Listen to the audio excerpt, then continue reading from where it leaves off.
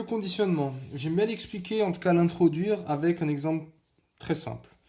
C'est l'exemple qu'on a déjà fait. Donc c'est un lancer de pièces répété deux fois. Je lance une pièce deux fois. Donc j'ai pile.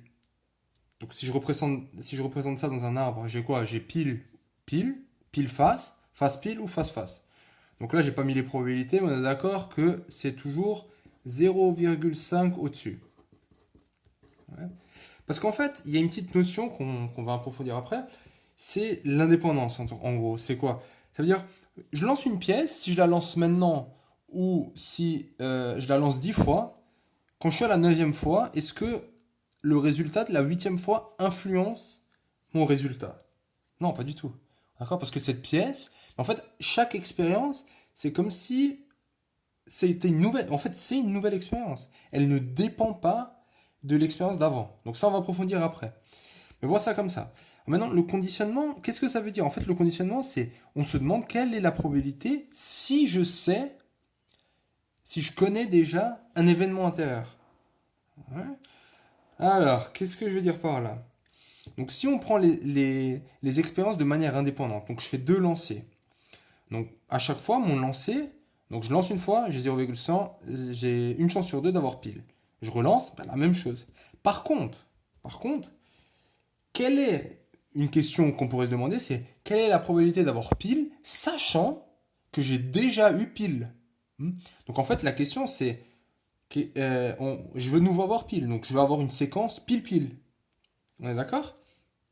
Très bien. Et c'est ça qu'on va essayer de lire sur cet arbre.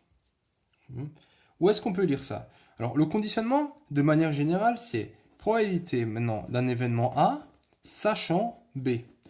On peut aussi écrire ça comme ça. P sachant B de A. Donc c'est deux manières d'écrire.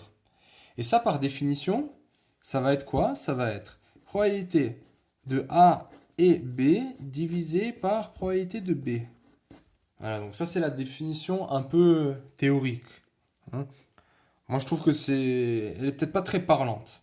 Voyons ça sur un arbre. Je vais te poser une question. Ici, quelle est la probabilité d'avoir pile au premier lancer? Je vais faire une distinction maintenant. Je mets P1, donc c'est ce qu'on reçoit au premier, et P1 et F1, P2 et F2, c'est ce qu'on reçoit au deuxième lancer. Donc la probabilité, cette branche-là, c'est la probabilité d'avoir P1. Et la proba, elle est marquée sur la branche, 0,5. Maintenant, la question que je te pose, c'est que représente cette branche en fait? C'est quoi cette branche-là?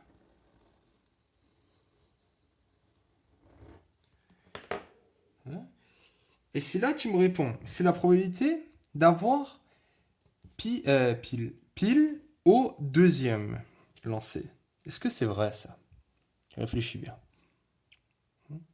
Est-ce que ça, c'est vraiment avoir la probabilité d'avoir pile au deuxième? Non. Pourquoi? Bah, pile au deuxième, je l'ai ici, mais je l'ai aussi ici. Et tu te rappelles ce qu'on a dit? Pile au deuxième, ça va être quoi? Cette branche plus cette branche. Ah, mais alors du coup, c'est quoi cette probabilité là? Comment, c'est quoi? Et c'est exactement là où ça prend du sens. Ça, c'est la probabilité, clairement, d'avoir pile au deuxième. Mais quoi? En fait, là, on me prend au milieu. Mais j'ai déjà un résultat là que je connais. Je sais que j'ai eu pile au premier. Tu captes? Hein?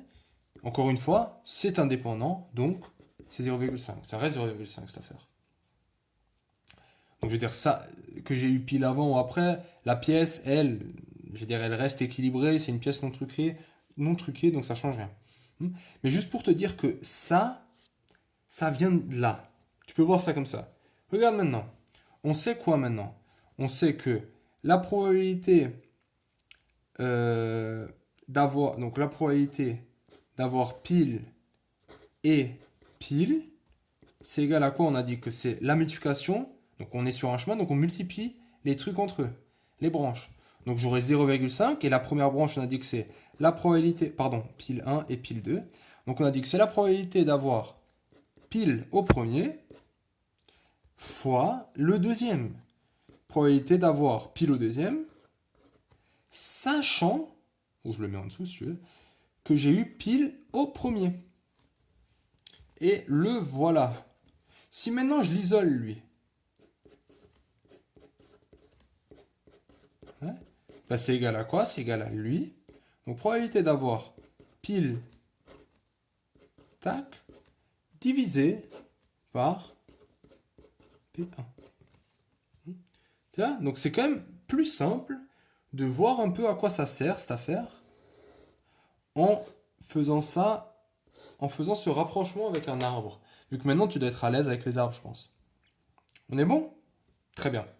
Donc tout simplement, ça, c'est ce qu'il faut comprendre.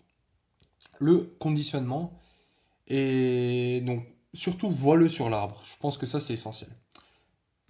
Un dernier détail que je dois te parler, c'est le suivant. Si maintenant tu regardes cette formule-là, qu'est-ce qu'on observe de manière générale? Oublie, fais un peu abstraction de l'arbre. J'observe la chose suivante. P de A inter B, c'est égal à quoi? Si je l'écris comme ça, je peux dire que c'est égal à P de A fois probabilité de B sachant A. Ok, donc là j'ai mon A ici, et là, donc le A il se retrouve ici, et là j'ai le B.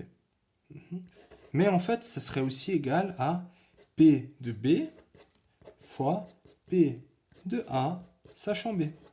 Alors je suis d'accord qu'avec l'arbre, du coup, voilà, ça fait c'est un peu confus, mais juste pour te dire que de manière générale, ça c'est aussi vrai.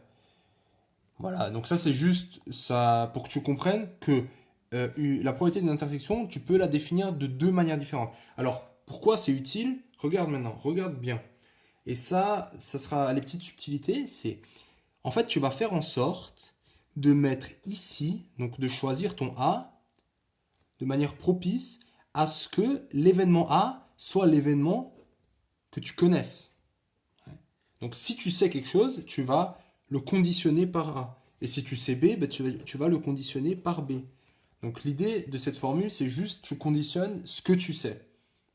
Voilà. On va voir ça de toute façon bientôt.